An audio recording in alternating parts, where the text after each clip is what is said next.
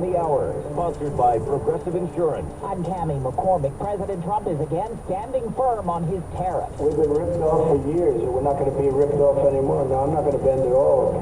Aluminum or steel or cars, we're not going to bend. Business reporter Jason Brooks. Stocks slumped for the third time in 4 sessions, with the S&P 500 dipping into correction territory as a favorable reading on wholesale inflation for February was no match for President Trump's threat to hit European Union alcohol imports with a 200% tariff in response to the EU's 50% tariff on American-made whiskey. A federal judge today ordered the Trump administration to offer reinstatement to thousands of probationary workers who were fired from their federal jobs. CBS's Jake Rosen. That offer is obviously complicated because a lot of these people have turned in their government devices. There are no offices for a lot of these people to go to, especially in the case of some of these groups who have had their offices shut down or who were told to not go to work. President Trump's envoy is in Moscow for talks on the Ukraine ceasefire. We know where we are with Ukraine, and we are getting good signals outside of Russia as to where we are with Russia.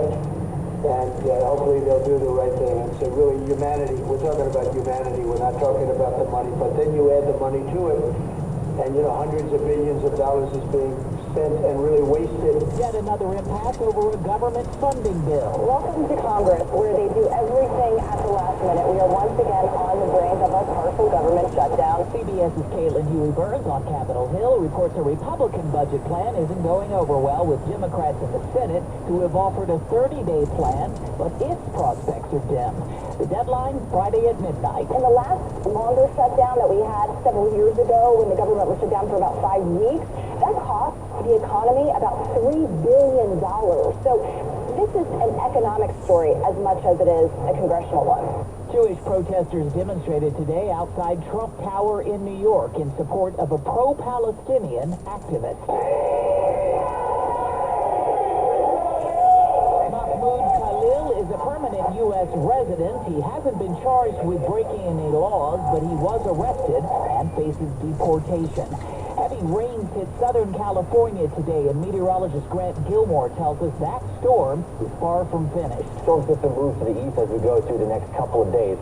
As it starts to tap into that Gulf moisture, we are going to see a multi-day severe weather outbreak from the central plains all the way into the east coast. There is a significant concern for tornadoes and damaging winds as we go into the weekend. The Dow off today 537 points. This is CBS News. Well, that's today's news. Today's news. I didn't hear any good news, did you? I didn't think so. I guess it's all about perspective. The glass is half full. Well, as always, I'd like to thank you again for coming along with me on these Dash Cam News adventures. You know the drill. Peace, love, and all that hippie jazz. Bye-bye, everybody. It's 54 degrees in Alameda, California.